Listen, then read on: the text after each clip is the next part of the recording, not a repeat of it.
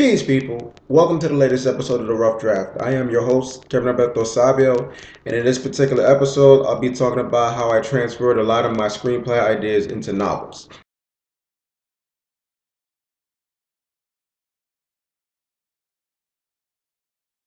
Now, for those of you who missed episode one, I originally started my writing career being a screenwriter and trying to work in the film and television field.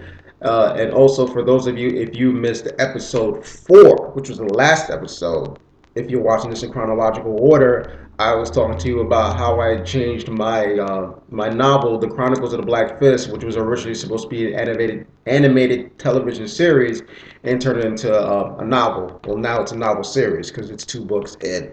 Um, a lot of it is the fact that because I was a screenwriter, I had a lot of projects that I'd written.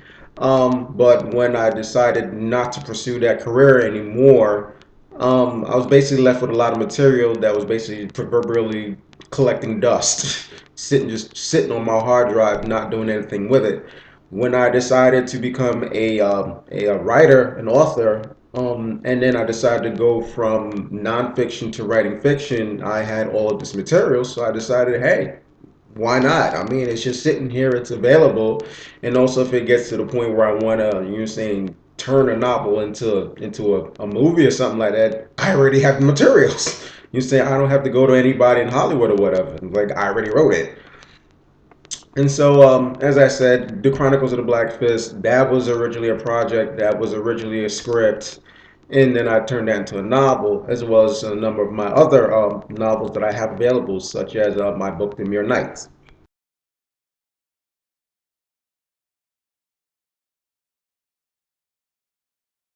Demure Nights it was also a screenplay idea. It was actually I actually changed it around a bit once I turned it into a novel. So the version that you see right now, if you ever purchased that particular book, it's a little bit different than the script version of it is supposed to be. That was actually an incomplete project.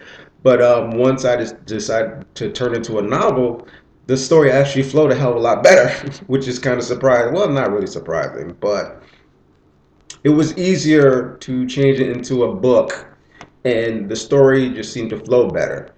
Also, I have another project I had written that was originally a script that I changed into a novel, which was another project called Seductress Web of Desire.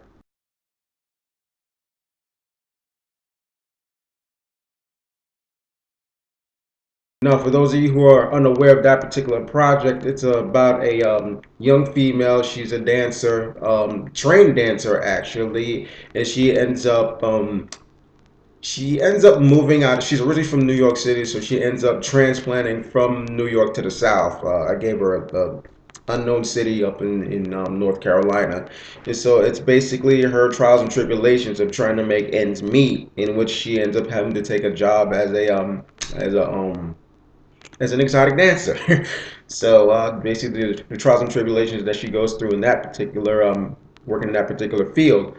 That also was originally a script, a screenplay. It was actually three quarters written. I didn't get a chance to fully complete it, but then when I decided to change it into a novel, it was actually easy to finish. um, the funny thing about that project is the lead character, her name is Dasha Bagan. She was originally in Demure Nights when it was still a film. But I liked that character when I decided to turn Demure Nights, well, what became Demure Nights, into a novel. For whatever reason, the Dasha character didn't fit. So I eliminated her from that project, and I liked the character very much. So all I did was basically just recycle her, and I made Dasha the main character in Seductress. um, Also, what's my other project that I have? Another project that I had that I transferred from screenplay to a novel is also a project called Fiesta Girl.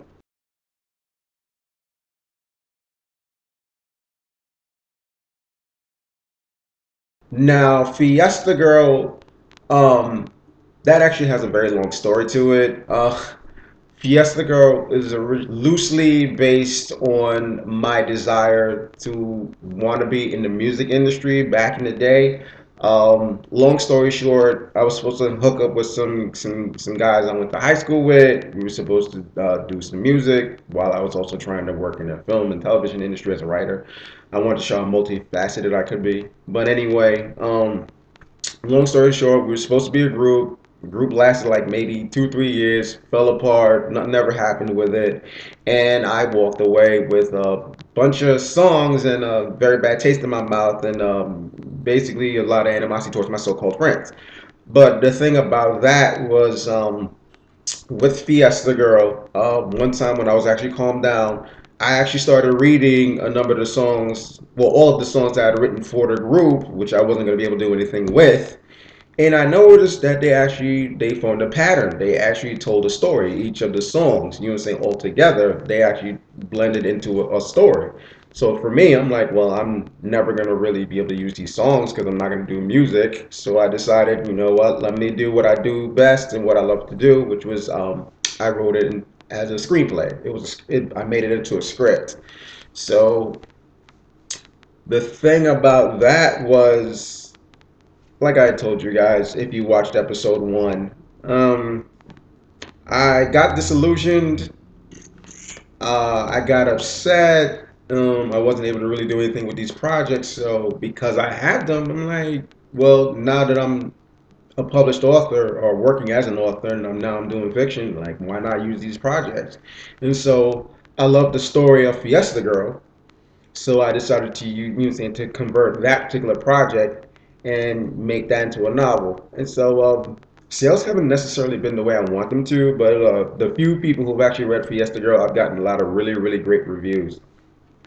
And so the thing for me is about just transferring those projects is I have the story, and it's easy for me to actually just put them on the page, and so now they're gone from saying from screenplay to the bookshelf. So they're available. So hopefully you'll support my career. If you're interested in any of those books I just mentioned, as far as others that are in my collection, all of my books they're available in paperback format. You can go to Amazon. You could go to Barnes and Noble's website. You could go to Books a Million website and order them there. They're also all available in ebook format. So if you have Kindle, if you have Nook, if you have a Kobo reader, you can download it there. If you have an iPad and have availability to like iTunes or iBooks, my books are also available there. So thank you for watching this episode of The Rough Draft. Hope to see you again. I should be dropping another video before the end of this year is out. I actually have some big plans for 2020, so stay tuned for that. If you're watching this on YouTube, definitely like this. Definitely leave a comment so I could, I could enjoy your feedback and whatever you let me know about my projects or about the videos. Let me know so I can improve them or whatever needs to be done. Thank you for tuning in, and I'll catch you next time. Thank you for watching The Rough Draft. Peace.